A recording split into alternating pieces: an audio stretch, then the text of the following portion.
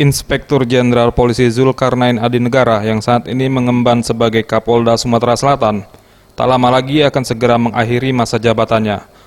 Hal tersebut berdasarkan keputusan Kapolri nomor ST-1590-6 Romawi-Kep-2019. Di akhir masa jabatan sebagai orang nomor 1 di Polda Sumsel, ia justru masih merasakan ada ganjalan.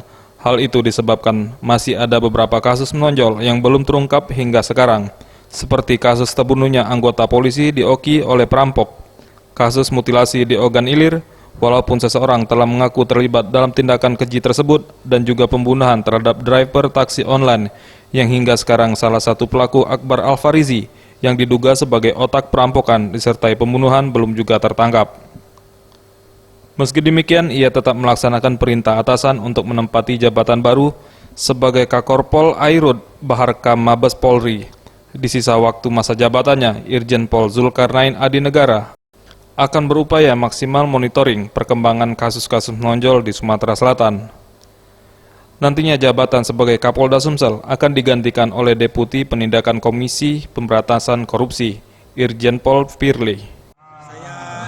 Ingat dan kenang terus, dan saya akan titipkan kepada teman-teman saya yang di sini. Ada beberapa kasus yang masih menjadi pikiran saya. Pertama, kasus di Ogan Ilir yang menembak anggota polisi. Kedua, kasus mutilasi di Ogan Ilir yang juga belum terungkap, walaupun sudah ada yang mengakui daya terlibat, tapi kan dalam konteks sebagai crime clearance itu boleh. Kemudian yang ketiga, kasus tersangka Akbar Alfarizi yang dulu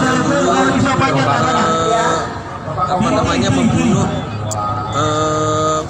supir online ya. Nah, itu belum itu akan menjadi pikiran, karena akan saya titipkan kepada teman-teman saya yang tinggal di sini. Dengan baliknya Wong Sumsel lagi ya, pengganti saya Deputi KPK Pak Firly, saya kira dia akan lebih bagus, lebih punya kapasitas dalam penegakan hukum. Saya tahu dia, saya kenal dia, saya pernah bertemu dengan dia. Dia orang reserse yang sangat menguasai tentang investigasi sebuah kasus. Tim Liputan Sriwijaya TV.